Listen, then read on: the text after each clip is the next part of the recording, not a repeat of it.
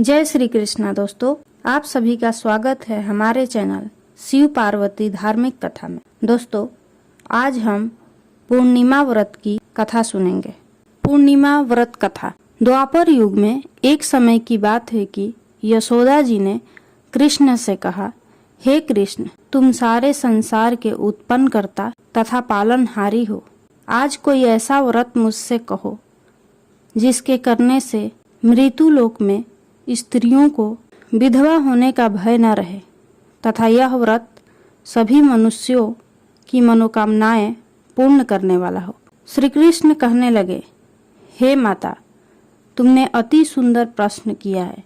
मैं तुमसे ऐसे ही व्रत को सविस्तार कहता हूँ। सौभाग्य की प्राप्ति के लिए स्त्रियों को 32 पूर्णमासियों का व्रत करना चाहिए। इस व्रत के करने से स्त्रियों को सौभाग्य संपत्ति मिलती है। यह व्रत अचल सौभाग्य देने वाला एवं भगवान शिव के प्रति मनुष्य मात्र की भक्ति को बढ़ाने वाला है।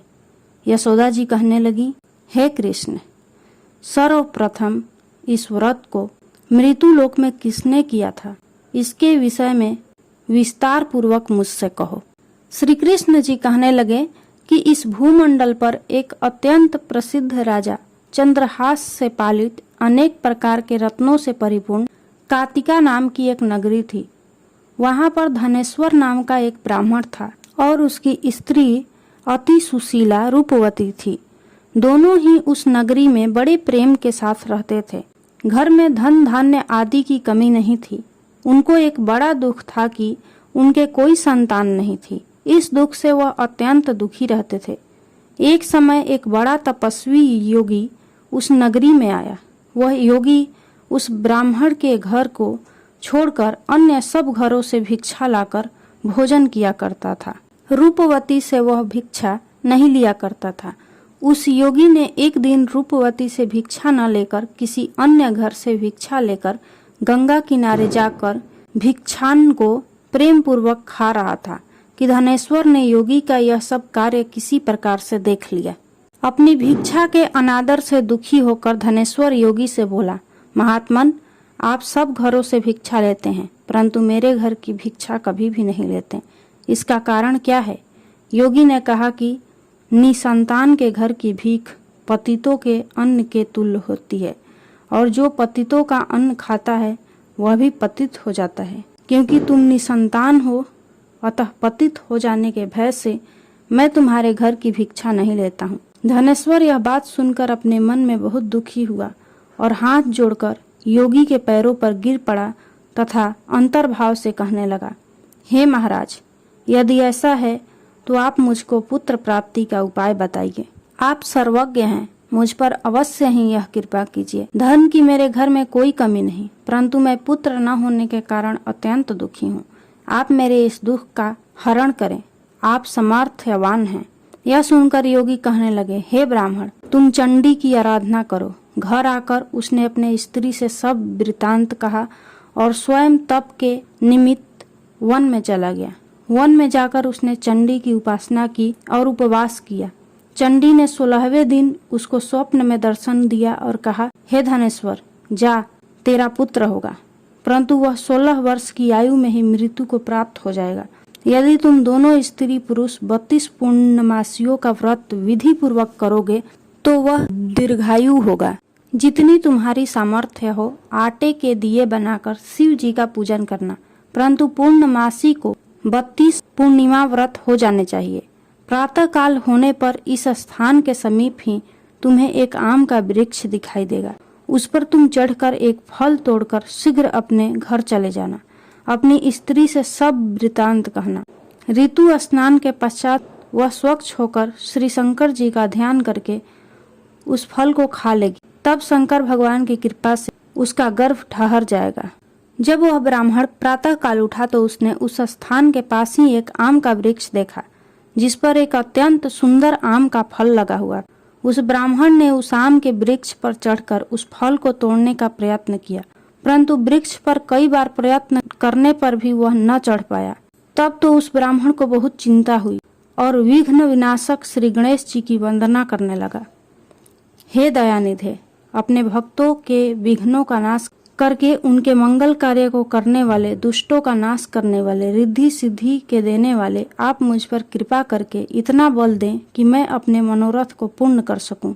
इस प्रकार गणेश जी की प्रार्थना करने पर उनकी कृपा से धनेश्वर वृक्ष पर चढ़ गया और उसने एक अति सुंदर आम का फल देखा।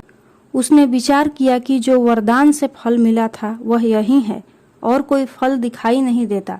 उस धनेश्वर ब्राह्मण ने जल्दी से उस फल को तोड़कर अपनी स्त्री को लाकर दिया और उसकी स्त्री ने उस फल को खा लिया और वह गर्भवती हो गई।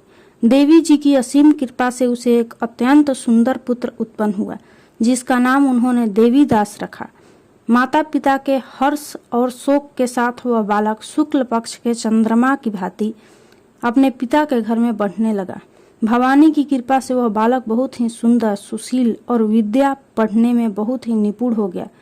दुर्गा जी की आज्ञा अनुसार उसकी माता ने 32 पूर्णिमा का व्रत रखना प्रारंभ कर दिया था, जिससे उसका पुत्र बड़ी आयु वाला हो जाए। 16वां वर्ष लगते ही देवीदास के माता पिता को बड़ी चिंता हो गई कि कहीं उनके पुत्र की इस वर्ष मृत्यु न हो जाए। इसलिए उन्होंने अपने मन में विचार किया कि यदि यह दुर्घटना उनके सामने हो गई तो वे कैसे सहन कर सकेंगे। इसलिए उन्होंने देवीदास के मामा को बुलाया और कहा कि हमारी इच्छा है कि देवीदास 1 वर्ष तक काशी में जाकर शिक्षा ग्रहण करे और उसको अकेला भी नहीं छोड़ना चाहिए। इसलिए साथ में तुम चले जाओ और 1 वर्ष के पश्चात इसको वापस लौटा लाना। सब प्रबंध करके उसके माता पिता ने काशी जाने के लिए देवीदास को एक घोड़े पर बैठाकर उसके मामा को उसके साथ कर दिया, किंतु यह बात उसके मामा या किसी और से नहीं कही। धनेश्वर ने सपत्नी अपने पुत्र की मंगल कामना तथा दीर्घायु के लिए भगवती दुर्गा की आराधना और पूर्णमासी का व्रत करना आरंभ कर दिया। इस प्रकार बराबर 32 पूर्णमासी का व्रत पूरा किया। कुछ समय बाद एक दिन वह दोनों मामा और भांजा मार्ग में रात्रि बिताने के लिए किसी गांव में ठहरे हुए थे। उस दिन उस गांव में एक ब्राह्मण की अत्यंत सुंदरी, सुशीला, विदुषी और गुणवती कन्या का विवाह होने वाला था। जिस धर्मशाला के अंदर वर और उसकी बारात ठहरी हुई थी, उसी धर्मशाला में देवीदास और उसके मामा भी ठहरे हुए थे। संजोगवश कन्या को तेल आदि चढ़ाकर मंडप आदि का कृत्य किया गया तो लग्न के समय वर को धनुर्वात हो गया। इसलिए वर के पिता ने अपने कुटुंबियों से परामर्श करके निश्चय किया कि यह देवीदास मेरे पुत्र जैसा ही सुंदर है, मैं इसके साथ ही लग्न करा दूं और बाद में विवाह के अन्य कार्य मेरे लड़के के साथ हो जाएंगे। ऐसा सोचकर देवीदास के मामा से जाकर बोला कि तुम थोड़ी देर के लिए अपने भांजे को हमें दे दो, जिससे विवाह के लग्न का सब काम सुचारू रूप से हो सके। तब उसका मामा कहने लगा कि जो कुछ भी मधु पर्क आदि कन्यादान के समय वर को मिले वह सब हमें दे दिया जाए, तो मेरा भांजा इस बारात का दूल्हा बन जाएगा। यह बात वर के पिता द्वारा स्वीकार कर लिए जाने के बाद मामा ने अपने भांजा को दूल्हा बनाकर भेज दिया और उसके साथ सब विवाह कार्य रात्रि में विधि पूर्वक संपन्न हो गया। पत्नी के साथ वह भोजन न कर सका और अपने मन में सोचने लगा कि न जाने यह किसकी स्त्री होगी। वह एकांत में यहीं बैठकर सोचने लगा और उसकी आंखों में आंसू आ गए। तब वधू ने पूछा कि क्या बात है, आप इतने उदासीन व दुखी क्यों हैं? तब उसने सब बातें जो वर के पिता व उसके मामा में हुई थी उसको बतला दी। तब कन्या कहने लगी कि यह ब्रह्म विवाह के विपरीत कैसे हो सकता है? देव, ब्राह्मण और अग्नि के सामने मैंने आपको ही अपना पति बनाया है, इसलिए आप ही मेरे पति हैं। मैं आपकी ही पत्नी रहूंगी, किसी अन्य की कदापि नहीं। तब देवीदास ने कहा, ऐसा मत कहिए, क्योंकि मेरी आयु बहुत थोड़ी है। मेरे पश्चात आपकी क्या गति होगी, इन बातों को अच्छी तरह विचार लो। परंतु वह दृढ़ विचार वाली थी। बोली कि जो आपकी गति होगी वही मेरी गति होगी। हे स्वामी, आप उठिए और भोजन करिए, आप निश्चय ही भूखे होंगे।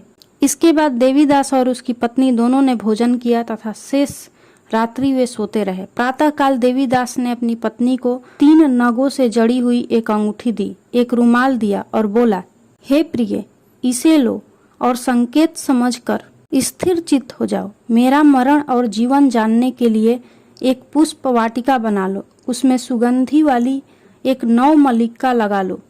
उसको प्रतिदिन जल से सिंचा करो और आनंद के साथ खेलो कूदो तथा उत्सव मनाओ। जिस समय और जिस दिन मेरा प्राणांत होगा ये फूल सूख जाएंगे और जब ये फिर हरे हो जाएं तो जान लेना कि मैं जीवित हूँ। यह बात निश्चय करके समझ लेना, इसमें कोई संशय नहीं है। यह समझाकर वह चला गया। प्रातः काल होते ही वहां पर गाजे बाजे बजने लगे और जिस समय विवाह के कार्य समाप्त करने के लिए वर तथा सब बाराती मंडप में आए तो कन्या ने वर को भली प्रकार से देखकर अपने पिता से कहा कि यह मेरा पति नहीं है, मेरा पति वही है जिसके साथ रात्रि में मेरा पाणी ग्रहण हुआ था। इसके साथ मेरा विवाह नहीं हुआ है। यदि यह वही है तो बताइए कि मैंने इसको क्या दिया। मधुपर्क और कन्यादान के समय जो मैंने आभूषण दिए थे उन्हें दिखाए तथा रात में मैंने क्या गुप्त बातें कही थी वह सब सुनाए। पिता ने उसके कथानुसार वर को बुलवाया। कन्या की यह सब बातें सुनकर वह कहने लगा कि मैं कुछ नहीं जानता। इसके पश्चात वह लज्जित होकर चला गया और सारी बारात भी अपमानित होकर वहां से लौट गई। भगवान श्री कृष्ण बोले, हे माता, इस प्रकार देवीदास काशी शिक्षा ग्रहण के लिए चला गया।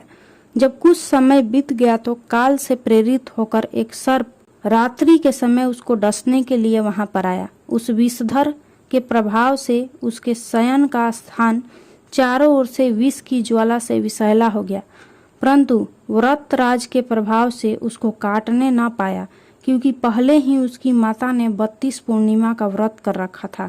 इसके बाद दोपहर के समय स्वयं काल वहां पर आया और उसके शरीर से उसके प्राणों को निकालने का प्रयत्न करने लगा, जिससे वह मूर्छित होकर पृथ्वी पर गिर पड़ा। भगवान की कृपा से उसी समय पार्वती जी के साथ श्री शंकर जी वहां पर आ गए। उसको मूर्छित दशा में देखकर पार्वती जी ने भगवान शंकर से प्रार्थना की कि हे महाराज, इस बालक की माता ने पहले 32 पूर्णिमा का व्रत किया था, जिसके प्रभाव से हे भगवान आप इसको प्राण दान दें। भवानी के कहने पर भक्त वत्सल भगवान श्री शिव जी ने उसको प्राण दान दे दिया। इस व्रत के प्रभाव से काल को भी पीछे हटना पड़ा और देवीदास स्वस्थ होकर बैठ गया। उधर उसकी स्त्री उसके काल की प्रतीक्षा किया करती थी। जब उसने देखा कि उस पुष्प वाटिका में पत्र पुष्प कुछ भी नहीं रहे तो उसको अत्यंत आश्चर्य हुआ और जब वह वैसी ही हरी भरी हो गई तो वह जान गई कि वह जीवित हो गए हैं।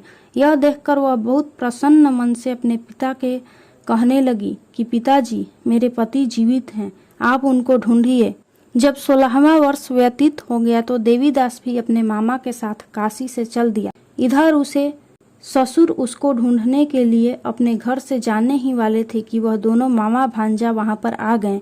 उसको आया देखकर उसका ससुर बड़ी प्रसन्नता के साथ अपने घर में ले आया।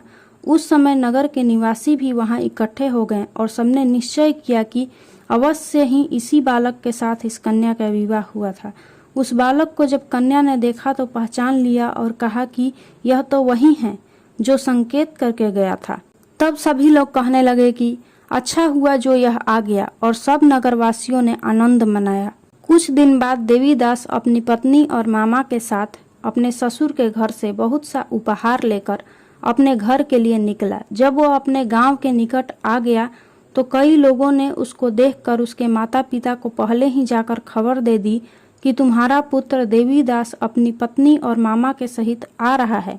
ऐसा समाचार सुनकर पहले तो उन्हें विश्वास ही नहीं हुआ, किंतु जब और लोगों ने भी आकर उनकी बात का समर्थन किया तो उनको बड़ा आश्चर्य हुआ। लेकिन थोड़ी देर में देवीदास ने आकर अपने माता पिता के चरणों में अपना सिर रखकर प्रणाम किया और उसकी पत्नी ने अपने सास ससुर के चरणों को स्पर्श किया तो माता पिता ने अपने पुत्र और पुत्रवधू को अपने हृदय से लगा लिया और दोनों की आंखों से खुशी के आंसू बहने लगे। अपने पुत्र और पुत्रवधू के आने की खुशी में धनेश्वर ने बड़ा भारी उत्सव किया और ब्राह्मणों को भी बहुत सी दान दक्षिणा देकर प्रसन्न किया। श्री कृष्ण जी कहने लगे कि इस प्रकार धनेश्वर 32 पूर्णिमाओं के व्रत के प्रभाव से पुत्रवान हो गया। जो भी स्त्रियां इस व्रत को करती हैं वे जन्म जन्मांतर में वैधव्य का दुख नहीं भोगती और सदैव सौभाग्यवती रहती हैं। यह मेरा वचन है, इसमें कोई संदेह नहीं मानना। यह व्रत पुत्र पौत्रों को देने वाला तथा संपूर्ण मनोकामनाओं को पूर्ण करने वाला है। 32 पूर्णिमाओं के व्रत करने से व्रती की सब इच्छा भगवान शिव जी की कृपा से पूर्ण हो जाती है। बोलिए श्री कृष्ण भगवान की जय।